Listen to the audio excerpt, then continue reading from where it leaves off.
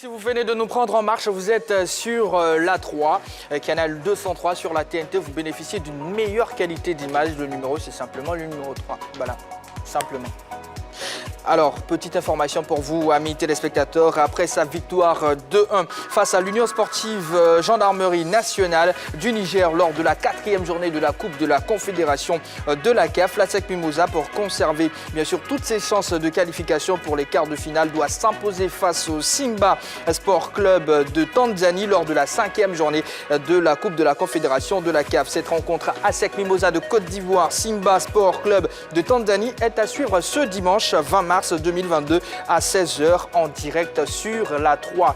Bien sûr, nous offrons toujours 3 fois plus de sport. Il est temps de recevoir notre invité de ce soir. Il a tenu le poste de ministère en charge des sports entre le 1er juin 2011 et le 13 mai 2015. Un séjour ministériel marqué entre autres par le couronnement des éléphants footballeurs à la CAN 2015. À la manœuvre pour la relance du club omnisport de Fresco. Il reste un observateur avisé du sport ivoirien en général et du football en particulier. Accueillons ensemble avec tous les honneurs dus à son rang le ministre Alain Lobognon. Bonsoir. Bonsoir. Bonsoir, monsieur le ministre. Bonsoir. Bonsoir, monsieur le ministre. Bonsoir.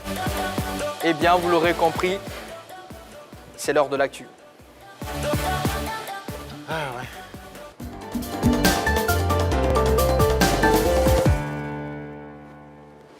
Monsieur le ministre, comment allez-vous? Ça va bien. C'est un plaisir de vous recevoir sur le plateau de la Grande Team. C'est un plaisir pour moi également d'être ici. J'ai découvert un beau studio. On verra ce que ça donne. À vos côtés, Jean-Philippe Auria, Roger Stéphane et puis je suis à lieu Diomandé. Voilà. Salut. Alors, ici, vous le savez, le sport est roi, tout simplement. Voilà. Il y a aussi la musique à côté. C'est 3 fois plus de sport, 3 fois plus de musique. Vous êtes né à Fresco, n'est-ce pas? Oui. Alors, c'était quand la dernière fois que monsieur le ministre était là-bas, à Fresco? Ben, j'étais à Fresco dans ce mois de mars. Début mars, c'était à Fresco. Comment la population se porte là-bas? Mais Fresco se porte très bien. Fresco, c'est la plus belle ville de Côte d'Ivoire, comme je le dis souvent. D'accord. Quand vous voyez le plan d'eau lagunaire, dites-vous qu'il prend fin à Fresco. Il s'achève, le plan d'eau lagunaire qui traverse Abidjan. C'est à Fresco, le terminus. On attend l'invitation pour visiter. Ben, on vous attend à Fresco. D'accord, merci beaucoup, monsieur le ministre. Alors, depuis votre départ du gouvernement, bien sûr en 2015, quels ont été vos liens avec le milieu du sport, monsieur le ministre? Ben, moi, je suis avant tout un amateur de sport dans son ensemble. Il n'y a pas de discipline particulière. J'ai toujours assisté donc, aux compétitions. J'ai toujours supporté nos équipes. Je me suis toujours prononcé, mais en évitant de me prononcer sur la gestion du football ivoirien. D'accord. Pourquoi? Ben, disons que c'est un milieu qui n'est pas aussi simple qu'on le croit. Le football ivoirien, c'est beaucoup de problèmes. Le football ivoirien, c'est beaucoup de problèmes. Le football ivoirien, c'est un diagnostic qu'il faut faire. Aujourd'hui, c'est des stades vides. C'est des clubs qui ne sont pas compétitifs. C'est des athlètes qui, en quelques secondes, ils se retrouvent dans des championnats étrangers comme la Guinée, le Niger, le Mali, le Ghana. C'est pas ce que nous souhaitons pour le football ivoirien. D'accord. C'est pas ce que nous souhaitons. Nous souhaitons un football compétitif, un football qui permettra à la CAF de dire que la Côte d'Ivoire fait partie aujourd'hui des meilleurs championnats en Afrique. Au dernier classement que j'ai vu, la Côte d'Ivoire ne figure même pas parmi les 10 premiers championnats en Afrique. D'accord. Voilà. En tout cas, on va entrer dans le vif du sujet. Monsieur le ministre, nos échanges vont s'articuler autour de 4 axes. Premier axe, élection à la FIF. Deuxième axe, préparation de la CAN 2023. Troisième axe, développement du sport local. Et enfin, vos projets en matière de sport, naturellement, ici. Sans plus tarder, on va commencer avec notre premier axe, élection à la FIF. Alors, monsieur le ministre, comme vous le savez, l'actualité du football ivoirien est marquée par le processus électoral de la Fédération ivoirienne de football. Comprenez-vous toute cette agitation autour de cette élection? J'avoue que je n'y comprends absolument rien. C'est une élection. La Côte d'Ivoire a toujours eu un président au niveau de sa fédération. Malheureusement, ces derniers mois, j'ai vu un débat qui va dans tous les sens, qui pour moi n'a pas sa raison d'être. Le débat n'a pas sa raison d'être. On élit un président de fédération ou bien on n'élit pas un président de fédération. La Côte d'Ivoire est sous normalisation. Pour moi, c'est une honte pour notre pays. Okay. Mettons faire la normalisation et puis remettons-nous au travail. Parce que, monsieur le ministre, justement, de ma petite expérience, je n'ai jamais entendu ou vu une élection à la présidence de la Fédération ivoirienne de football faire autant de bruit. Mais c'est que ça cache certainement des desseins inavoués. Mais il est clair que la Côte d'Ivoire doit avoir une fédération dirigée par un comité exécutif légal ayant toute la légitimité. C'est ma position et je pense qu'il faut qu'on aille vite aux élections. Bon, maintenant, dites-nous, monsieur le ministre, ça cache quoi? Il y a une telle faveur cette année, il y a la FIFA qu'on voit, etc., etc. Vous dites que ça doit cacher quelque chose. Vous connaissez parfaitement le milieu, vous connaissez depuis longtemps certains dirigeants qui sont là aujourd'hui, vous connaissez les nouveaux qui s'affichent. Dites-nous clairement qu'est-ce qui se passe. Tout à l'heure, vous avez abordé la question de la FIFA, la présence de la FIFA. Qu'est-ce que concrètement vous reprochez à la FIFA? Son injonction. Mais le football est sous la responsabilité de la FIFA. C'est ça que vous devez savoir. Un agenda caché. Non, il faut savoir une chose. Vous êtes des journalistes, des téléspectateurs nous regardent, beaucoup d'amateurs de football nous regardent. La Côte d'Ivoire n'a pas inventé le football. La Côte d'Ivoire n'a pas créé la FIFA. La FIFA est mère du football qui se joue en Côte d'Ivoire. Et les tests de la FIFA le disent clairement. Je voudrais renvoyer tous ceux qui nous suivent, que ce soit les journalistes, les présidents de clubs, de lire attentivement l'article 5 des statuts de la FIFA. Dans ces statuts, c'est clairement mentionné que tous les clubs affiliés s'engagent à respecter les directives, les règlements de la FIFA, de la CAF et de l'UFOA. L'UFOA maintenant qui est divisé en deux zones. A et B. Voilà. Donc, nous appartenons à l'UFOA B. Donc, toute directive qui vient de la FIFA doit être automatiquement appliquée. Il n'y a pas de débat. Le football appartient à la FIFA. La FIFA n'est pas vraiment comme on le dit. Même si les injonctions ne sont pas statutaires. Mais parce que les statuts appartiennent à la FIFA. Non. Les statuts appartiennent à la FIFA. Il faut le noter. Les statuts n'appartiennent pas à ceux qui disent qu'ils sont statutaires ou bien souverains. Les statuts appartiennent à la FIFA. Retenez ça.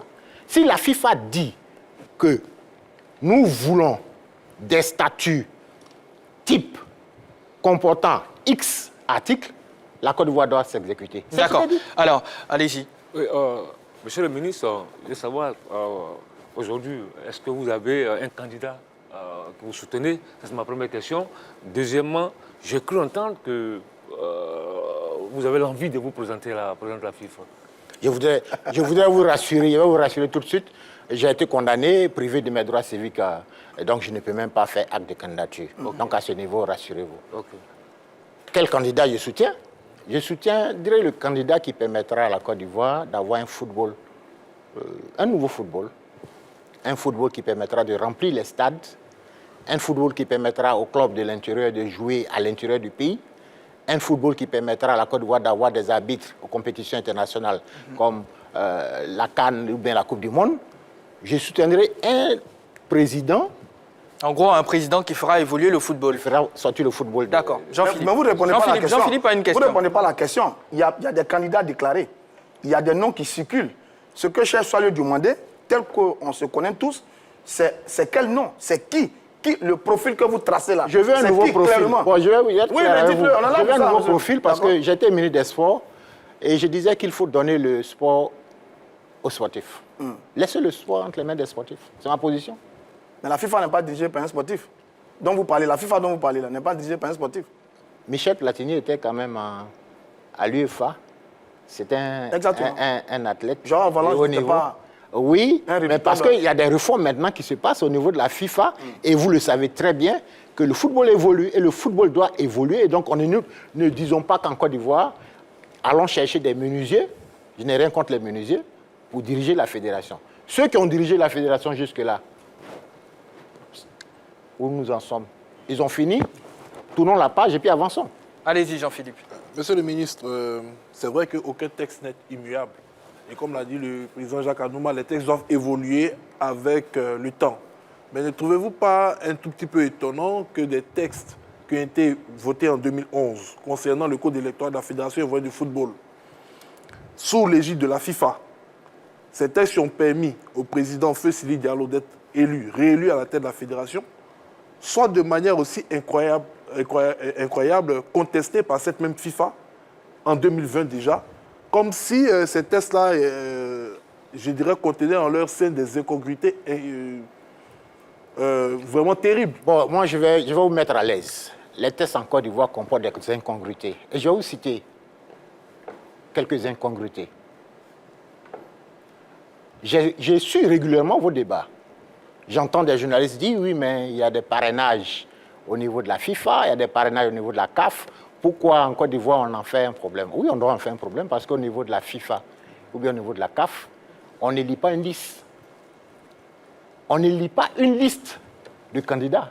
On élit une personne. Ici, vous avez des listes. Sur ces listes, vous avez des présidents de clubs sur ces listes. Et puis vous exigez encore qu'il y ait des parrainages. Mais arrêtez ça. C'est un jeu. C'est pour écarter qui? On veut écarter des gens? Il faut qu'on ait le courage de le dire.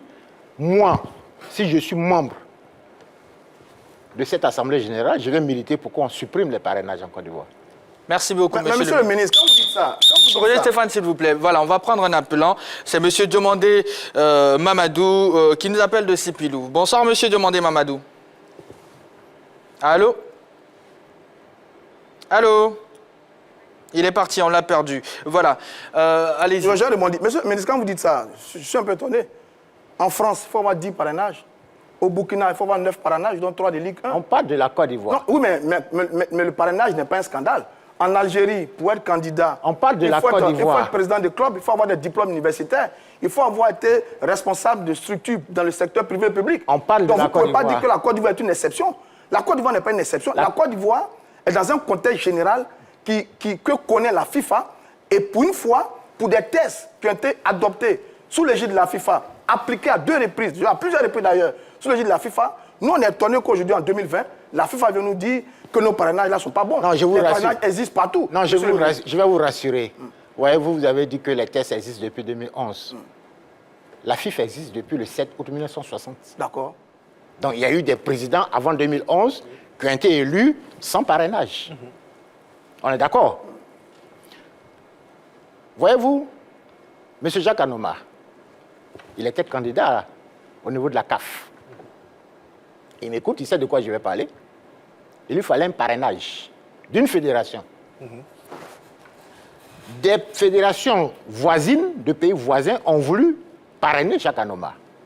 J'étais encore au ministère, au gouvernement. On a dû demander à la FIF de parrainer le candidat ivoirien. Vous le savez? C'était obligatoire. J'ai dit, vous le savez. Oui, bien sûr. Mais la réforme avait été instaurée, instituée à l'âge de la FIF, de la CAF, qui a eu lieu aux Seychelles en septembre 2012. Je n'étais pas encore ministre des Sports. La FIFA dépose. La FIF donc dépose la candidature de Jacques Anouma. OK. Et la CAF vient dire non, Jacques Anouma ne peut pas parce qu'il n'est pas membre du comité exécutif. C'est-à-dire, on a fait une loi, la réforme Raoura, que vous connaissez très bien. Elle a été faite, vous avez cité. Elle a été faite expressément. Pourquoi? Sur l'élection au comité exécutif. C'était pourquoi? Pour l'éliminer. OK. Donc, quand on met des parrainages, c'est pour éliminer. D'accord, on va essayer d'avancer, messieurs. On va essayer d'avancer. On va essayer d'avancer en tout cas. puisqu'on parle de M. Jacques Anoma, on en parlait tantôt dans le focus, il est à la baguette, bien sûr, pour réunir tous les acteurs autour de l'essentiel, bien sûr, c'est-à-dire aller à l'élection. Croyez-vous que cette médiation est la clé véritable pour résoudre le problème, monsieur le Écoutez, ministre? pour moi, on n'avait pas besoin de médiation, mais la médiation se pose quand il y a un problème. Jacques Anoma a réussi sa médiation. N'oublions pas qu'il a été président de la FIF. Il est mieux outillé pour expliquer les tests aux personnes qui refusent le progrès, parce que c'est la FIFA qui décide, c'est la FIFA qui donne des directives, et il faut qu'on applique. C'est ce qu'il a eu à faire. Ok. Monsieur le ministre, franchement, je ne peux pas être avec vous sur un plateau et puis ne pas évoquer l'affaire de 2015, après la CAN 2015, l'affaire des primes impayées. Que s'est-il réellement passé à cette époque-là? Non, mais moi je pense que vous avez été tous témoins des décisions officielles, des déclarations, des communiqués du gouvernement. Je pense que je m'étais engagé à remporter la Coupe d'Afrique. Pour moi, pour que les Ivoiriens puissent célébrer cette Coupe d'Afrique, il fallait que les joueurs soient dans toutes les conditions optimales pour remporter cette Coupe d'Afrique. Donc, pour la première fois, il fallait payer les primes des joueurs, parce que les joueurs n'ont pas manqué de me le dire, et aujourd'hui, certains ne sont plus en activité, ils pourront témoigner. Monsieur le ministre, nous perdons régulièrement des coupes, des matchs, parce que nous jouons en équipe nationale sans prime. Je leur ai dit non, ce n'est pas grave, vous aurez vos primes. Et la méthode que nous avons choisie, c'était les virements bancaires. Bon, voilà. Les joueurs ont reçu leurs primes. Ils ont pris leur Coupe d'Afrique. Je souhaite qu'on s'en tienne à là. J'ai été, disons, l'objet de plusieurs débats qui n'étaient pas officiels. Le 10 février, vous savez qu'on a récompensé tous les joueurs. Et ce n'est qu'en avril qu'on a découvert en griffe que des primes n'avaient pas été payées. Mais je pense qu'on peut mettre ça sur le compte de certaines oppositions. Est-ce que vous êtes en train de dire que ça a été un coup monté? Un coup monté, je ne voudrais accuser personne. Tout ce que je sais, c'est que j'ai exprimé ma bonne foi en demandant à ceux qui m'accusaient de sortir le relevé du compte bancaire, le compte qui est logé au Trésor, pour prouver si oui ou non les primes avaient été payées ou pas. Parce que quand on fait un virement bancaire, on sait sur le compte de qui ces primes. Il y a des traces. Il y a des traces. D'accord. Alors, est-ce que 92, S'il vous plaît, René il Dibi. faudrait vraiment que je vous donne la permission, s'il vous plaît. D'accord, c'est noté, de Jean-Baptiste. donner la permission avant, bien sûr, de prendre la parole, s'il vous plaît. Allez-y. Alors, 92, on a le ministre René Dibi qui gagne la CAN. Vous, c'est 95. 2015. Pardon, 2015. 2013 d'abord avec les cadets. Oui, j'ai oublié la parenthèse. Mais revenons à 2015, pour revenir sur la question que je vous ai demandé. C'était un événement extraordinaire. Mais l'affaire est venue, l'affaire des primes impayées est venue salir un peu la belle aventure. Vous avez été nommément cité par peut-être vos adversaires, je n'en sais rien. Avec du recul aujourd'hui, qu'est-ce que vous dites? J'ai fait une erreur, j'ai mal négocié une affaire. Qu'est-ce que vous dites? Parce qu'on parlait d'une somme qui avoisinait entre, si ma mémoire est bonne, entre 700 millions de francs CFA et presque le milliard, avec du recul aujourd'hui. Vous dites quoi? En tant que ministre à l'époque, j'ai fait une erreur? Ah non, je ne peux pas dire que j'ai fait une erreur, parce qu'il n'y a jamais eu d'erreur. Tout ce que je demande, c'est que les journalistes maintenant aillent à l'information, à la source, et sortent des preuves. S'ils n'ont pas de preuves, à eux maintenant de me blanchir. C'est tout ce que je demande. D'accord. Oui, mais Pour terminer vraiment sur ce sujet-là, je dois le demander. Est-ce que les primes ont été réellement payées? Les primes ont été réellement payées, entièrement payées. Mais qu'est-ce qui s'est passé? Pourquoi on vous a accusé d'avoir détourné les primes? Bon, je pense que c'était une première en Côte d'Ivoire.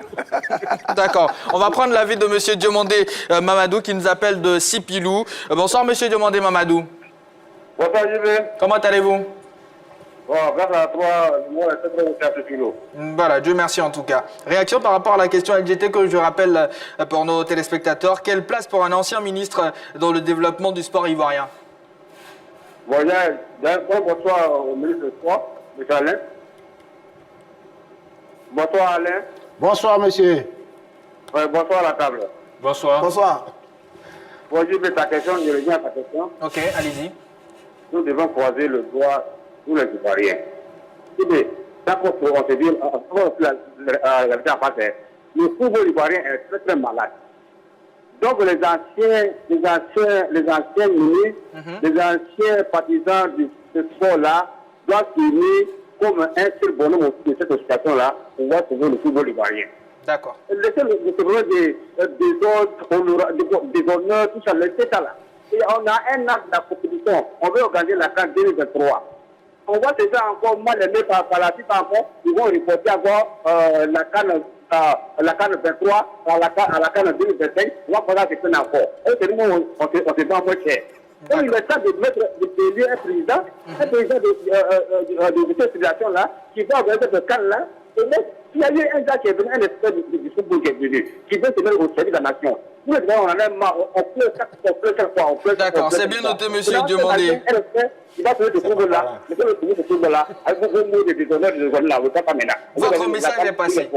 Votre message est passé. Merci beaucoup, monsieur Diomandé Mamadou. Alors, monsieur le ministre, puisqu'on parle de la CAN 2023 qui aura lieu ici, à un peu plus d'un an de cette échéance, le problème d'infrastructure reste entier. Quel est votre sentiment sur la question? Moi, je pense que les Ivoiriens n'auront aucun mal à organiser cette Coupe d'Afrique. Les infrastructures seront livrées à temps. Nous avons encore du temps devant nous. D'ici, observons jusqu'à mars 2023. Mais je pense que toutes les infrastructures seront là. Maintenant, il faut mettre la pression sur les uns et les autres. Il faudrait que les journalistes se déplacent pour aller voir sur le terrain ce qui se passe réellement pour remonter l'information. Parce que le président de la République ne peut pas être partout pour savoir qu'il y a des retards pour des pelouses d'entraînement ou bien des retards pour l'hébergement des différentes équipes. Il faudrait que les journalistes fassent leur travail. Il faut qu'ils aillent à Korogo, il faut qu'ils aillent à Yamoussoukro, à Bouaké, à San Pedro. Et même à Abidjan ici, il faudrait qu'ils vérifient les sites d'entraînement des différentes équipes qui viendront. Voilà où se trouvent pour moi les enjeux. D'accord. Monsieur le ministre, on sait très bien qu'en 2014, vous étiez à Addis Abeba lorsque la Côte d'Ivoire obtenait l'organisation de la CAN 2021. 2014, nous sommes en 2022, les choses semblent ne pas aller vite. Comment expliquez-vous cela? Vous étiez au départ. Je suis mal placé pour juger ceux qui sont en charge de cette compétition. Mais il est clair qu'à mon retour d'Addis Abeba, ma position avait été très claire. Pour moi, il fallait éviter de mettre en place des structures lourdes. Il fallait d'abord permettre que le gouvernement construise les infrastructures. Et après les infrastructures, on pouvait donc penser aux infrastructures. Malheureusement, certains ont voulu mettre la charrue avant les bœufs, si bien qu'on se marche sur les pieds, et puis bon, ça traîne. Donc ma position était connue, construisons nos infrastructures. Une fois qu'on a construit nos infrastructures, on pourrait donc organiser les compétitions et toute compétition qu'on veut organiser en Côte d'Ivoire. D'accord, on continuera de parler de ce sujet-là. Pour l'instant, on va prendre la direction d'Abobo. Retrouver M. Serge Kakou. Bonsoir, M. Serge Kakou. Bonsoir, M. Jean-Baptiste. Bonsoir, M. Consultant. Et bonsoir au ministre Alain Loboyon. Bonsoir, M. Kakou. Comment allez-vous? Très bien, un peu bien, parce que le ministre a fui les questions du soir, le Roger Stéphane. Ah bon? Enfin, c'est votre avis. Concernant l'affaire 2015, une fois à l'occasion de se dédouaner, il ne veut pas en dire plus, donc on se tient à ça. Enfin, il a répondu en tout cas, pour moi en tout cas. Allez, on va maintenant parler de la question LGT, M. Serge Kakou. Quelle place pour un ancien ministre dans le développement du sport ivoirien? Les ministres qui se succèdent en Côte d'Ivoire ici viennent que pour diriger le football. À mon humble avis. Ils viennent pour diriger le football. Ok. Les autres compétitions, ce n'est pas leur affaire. Parce que je ne comprends pas pourquoi depuis belle lurette, ces grands consultants, eux, sont soit le demander, Roger Stéphane, Rachid, nous parlent des états généraux sur le sport. On a des compétitions dites mineures qui Oula, on a perdu M. Serge Kakou, malheureusement, qui était bien lancé. Mais en tout cas, on espère qu'on va le retrouver à nouveau pour, bien sûr, pour qu'il termine ce qu'il avait envie de dire. Allez-y, monsieur. Oui. Monsieur le ministre, il y a quelques mois de cela, il y avait une guéguerre entre le COCAN et le ministère des Sports. Vous qui avez été ministre, de loin, quel commentaire vous avez fait de cette guéguerre? J'observe, j'ai observé et puis je vais toujours observer. J'estime qu'elle n'a pas sa place dans l'organisation de la Coupe d'Afrique. La Côte d'Ivoire a besoin d'infrastructures pour organiser sa Coupe d'Afrique. Si le COCAN et le ministère peuvent se mettre ensemble pour qu'on ait nos infrastructures avant la fin de l'année 2022, moi, ça serait une bonne chose. Mais il y a un conflit on sent qu'il y a un conflit de compétences là. Non. Je ne sais pas ce qui se passe. Il y a le COCAN, ses prérogatives sont bien connues. Le ministère des prérogatives qui sont bien connues. Qu'est-ce qui peut expliquer que les personnalités de l'État en charge de l'organisation de notre CAN puissent par moment se marcher sur les pieds? Vous avez été ministre, il faut bien que vous nous expliquiez ça. Qu'est-ce qui peut bien expliquer cela? Moi, j'étais ministre, je me battais pour que les infrastructures soient prêtes. Au niveau de l'Afro-Basket 2013, je me suis battu sur le terrain parce que pour moi, le plus important, c'est de tenir l'engagement du pays. Le pays veut organiser une Coupe d'Afrique. Ce n'est pas les querelles entre les individus qui vont faire que la Côte d'Ivoire sera, disons, dans le temps. Maintenant, on laisse l'État décider. C'est l'État qui les a nommés. Le président de la République pourra lui prendre la bonne décision. D'accord. Alors, après une participation moyenne à la CAN 2021, la Côte d'Ivoire se donne pour objectif de remporter sa CAN l'année prochaine. À votre avis, cette mission est-elle dans l'accord de nos éléphants? Avant de monter sur ce plateau, je m'interrogeais sur la compétitivité de notre équipe nationale. Parce que tout à l'heure, vous m'avez posé la question sur les infrastructures. Moi, je n'ai aucun souci sur les infrastructures, mais je dis c'est la compétitivité de l'équipe nationale. Est-ce qu'on aura une équipe capable de nous ramener la Coupe d'Afrique? C'est ma question. Okay. Maintenant, allons rapidement aux élections. Permettons donc à la nouvelle direction de la FIF de mettre en place le dispositif technique qu'il faut pour permettre à notre équipe nationale d'être compétitive à 2023. Jean-Philippe. Vous avez parlé de compétitivité, monsieur le ministre. L'équipe qui a remporté la CAN en 2015, Hervé Renard a tenu cette équipe, je dirais, sur une durée allant de 8 à 10 mois. Est-ce que vous ne pensez pas qu'on pourrait réaliser pratiquement la même chose, même si ce n'est pas la bonne méthode qu'on souhaiterait avoir pour notre équipe nationale en termes de compétitivité à long terme? Hervé Renard a eu la chance d'avoir avec lui des athlètes de très haut niveau, pour certains, qui étaient coachés ailleurs par de très bons coachs. Il n'avait qu'à les mettre ensemble avec ce qu'il a réussi. C'est ce qu'il a fait.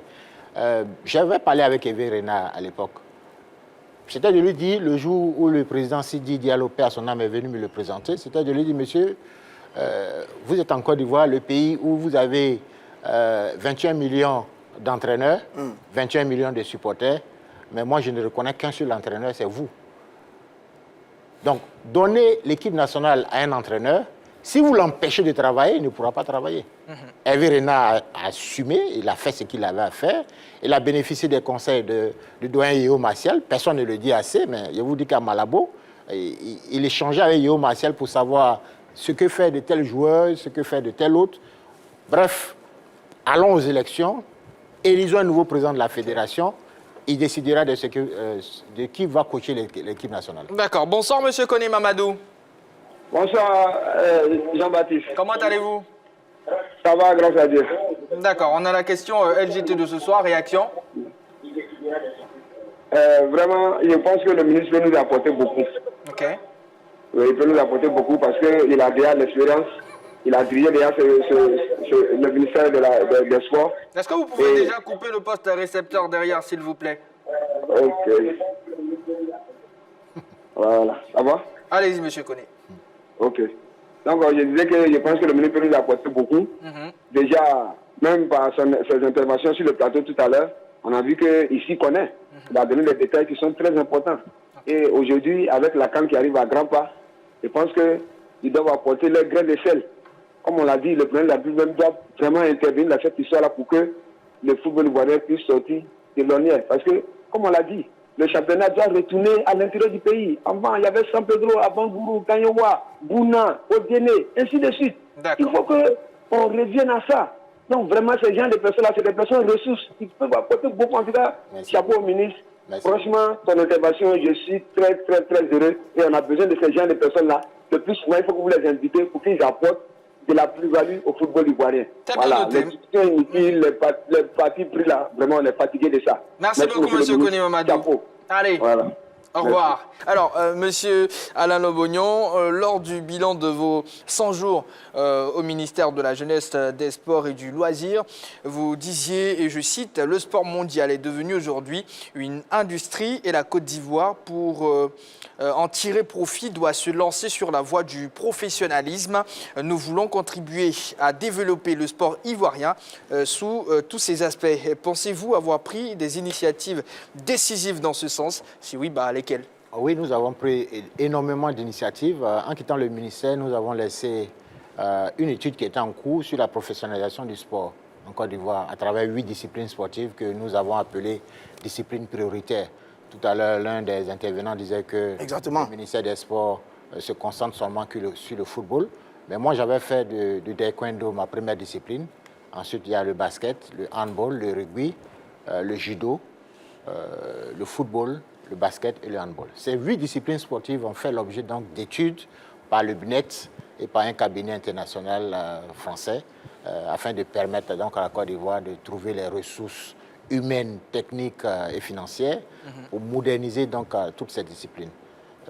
Lors de la passation de charges, nous avons passé le dossier. Bon, on ne sait pas où se trouve le dossier. Attends, on va prendre... oui, allez-y. Alors, pour amener ce projet il n'y a pas longtemps aux derniers Jeux Olympiques, ça a été un fiasco. On a juste une médaille de bronze et on est complètement passé à côté. Et l'intervenant tout à l'heure disait que les ministres, là, ils viennent que pour le football. Parce que sur les derniers Jeux Olympiques, ça a été un fiasco, monsieur le ministre. Ben oui, c'est un choix des différents ministres. S'ils estiment que ils ont le football pour avoir toute la gloire, moi j'estime qu'il n'y a pas que le football. C'était ça mon discours quand j'étais au ministère des Sports. Nous n'avons pas que le football, nous avons des athlètes dans plusieurs autres disciplines. Il faut leur faire confiance, mais surtout quand leur faisant confiance, il faut leur mettre à disposition les ressources financières pour leur permettre d'avoir de bons résultats. Ok. Alors, Charles Demandé, vous allez poser votre question, permettez-moi. Vous avez, parlant d'infrastructures, monsieur le ministre, construit sous votre gouvernance le hall des sports. Alors, ça n'a pas encore été livré. Alors, n'avez-vous pas le sentiment que ce projet, comme beaucoup d'autres, laisse un goût d'inachevé? Non, on dit souvent que c'est une continuité au niveau de l'État. Et c'est pour ça que nous faisons des passations de charges. Chacun doit avoir des priorités. Pour moi, pour qu'il y ait des activités sportives dans un pays, il faut avant tout des infrastructures sportives. On ne s'intéresse pas aux infrastructures sportives lorsqu'il y a une compétition, mais c'est un entretien de tous les jours. Et je voudrais le dire ici, la dernière fois j'étais au Palais des Sports, la Côte d'Ivoire doit abriter l'une des fenêtres en juillet de l'Afro-Basket. Après 3 victoires en Angola, il nous faut absolument ces 3 victoires en Côte d'Ivoire. Mais j'ai vu l'état du Palais des Sports et il faut dire que si rien n'est fait... C'est plutôt les éliminatoires de la Coupe du Monde. Oui, c'est ça. Une fenêtre internationale, c'est bien. C'est une fenêtre internationale de l'Afro-Basket, de FIBA Monde. Okay. Il s'agit d'aller donc aux Jeux Olympiques et à la Coupe du Monde de basket en 2023. Si rien n'est fait, ça serait une grosse honte pour la Côte d'Ivoire parce que le Palais des Sports est dans un état de délabrement très avancé. Les vestiaires sont inutilisables. Vous êtes assis dans les tribunes et puis vous avez donc ces odeurs qui montent. La Côte d'Ivoire ne mérite pas ça, c'est ce que j'ai dit. Nous voulons des trophées, mais mettons les athlètes dans de bonnes conditions. Allez-y, je vais lui demander. Oui, monsieur le ministre, on sait que la loi sur le sport, vous êtes des artisans de cette loi sur le sport, mais aujourd'hui, de loin, quand vous prenez du recul, vous pensez que cette loi-là, dans votre vision, est-ce qu'aujourd'hui, c'est ce qu'il fallait? Oui. La loi a été adoptée sous mon ministère en décembre 2014. Cette loi a connu déjà la prise de 6 décrets de mise en œuvre, 6 décrets d'application. Et si toutes les fédérations en Côte d'Ivoire appliquent cette loi, je vous dis que la Côte d'Ivoire va sortir de ce que j'appelle l'informel au niveau de la gestion de notre sport. Je dis bien de notre sport, pas seulement qu'au niveau du football. Et je voudrais le dire ici aux journalistes qui interviennent dans le débat du football, tous ces clubs qui parlent, qui contestent, avaient 12 mois pour se mettre à jour par rapport à la loi sur le sport. Ils ne l'ont pas fait. Il y a des clubs, mais je me demande si ces clubs pourront prendre part à l'Assemblée générale si on applique la loi sur le sport. Ça va être la catastrophe. Donc, donc les sujets les plus importants, c'est la loi sur le sport. L'État a fait sa part en dotant la Côte d'Ivoire d'une loi sur le sport qui prévoit le financement, qui prévoit l'organisation de la formation. Tout est dans la loi. Maintenant, il faut que les acteurs jouent leur rôle. Non, mais est-ce que c'est aux acteurs de l'appliquer? Est-ce que l'État, le ministère ne doit pas... donne les moyens de l'appliquer. Mais c'est ce que je vous dis. J'ai vu mes prédécesseurs se battre pour que des décrets d'application soient signés. On dit, par exemple, qu'il y a des cahiers de charges. Il y a des contrats d'objectifs qui sont signés. Les fédérations savent ce que ça signifie. Quand on dit au club de sortir de l'organisation ancienne, genre mutuelle de développement de Fresco, pour être des sociétés sportives, c'est pour se donner les moyens légaux pour pouvoir mobiliser les ressources. Mis à la disposition par l'État. Mais l'État a prévu à travers l'article 104 de la loi sur le sport, je vous renvoie à cet article, l'article 104 de la loi sur le sport, vous verrez que l'État a prévu le financement des associations sportives, des sociétés sportives, des fédérations. Malheureusement, elles attendent, les fédérations attendent, les associations sportives attendent, les sociétés sportives qui ne sont pas encore créées attendent, et puis on se regarde. L'État fait sa part, il faudrait que les acteurs fassent leur part. Vous avez la dernière question. Et moi, j'aimerais savoir, monsieur le ministre a adressé un bon panel concernant cette loi sur le sport, mais j'ai l'impression, je reste sur ma faim. Monsieur le ministre, qu'est-ce qui peut expliquer cette difficulté dans la mise en application de cette loi? Mais je dis c'est une question de volonté. De la part de qui? Des acteurs maintenant, pas du gouvernement. Le gouvernement a fait sa part. Mais est-ce que vous ne pensez Je vais pas vous donner un seul exemple. L'Africa Sport, qui connaît une crise, on met une normalisation en place.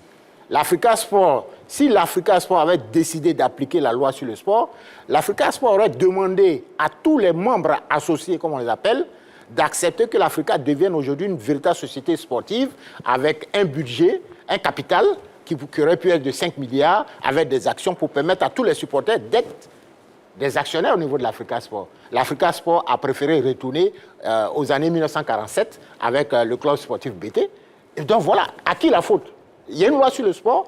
Si aujourd'hui, la fédération, à travers le comité de normalisation, fait un communiqué pour dire que ne prendront pas à l'Assemblée nationale que les clubs en règle, vous allez voir les gens vont se mettre à ça. Est-ce que la pédagogie a suivi? Juste une parenthèse, mais l'État peut également décider d'interdire la pratique du sport dit professionnel aux entités qui ne sont pas absolument vis-à-vis de cette loi. Vous voulez que l'État le fasse? Mais l'État peut le faire. Vous voulez que l'État le fasse? Moi, je serai l'avocat de l'État. Engagez-vous, demandez à l'État de le faire, et puis vous verrez. Mais je ne souhaiterais pas qu'on vienne encore sur ce plateau pour dire que l'État va être un gendarme. En tout cas, ça ne viendra pas de nous. Ah, voilà. Pas de moi personnellement. Monsieur le ministre, merci beaucoup d'avoir accepté notre invitation. Merci beaucoup. Merci d'être passé. Merci. On sera ravi de vous avoir encore une fois parce que là, il y avait beaucoup de choses à dire encore une fois, mais le temps qui nous est imparti est pratiquement terminé. On en a rajouté un tout petit peu. En tout cas, les bras de la 3 merci beaucoup. restent un grand moment. Félicitations, monsieur le ministre. Allez, on va marquer une courte pause fan de sport, féru de sport en tout cas. Nous allons parler un tout petit peu de la panthère de Zébi Zekou qui part très bientôt pour le Barça. En tout cas, on va parler un tout petit peu de ça. Restez avec nous, ne zappez surtout pas.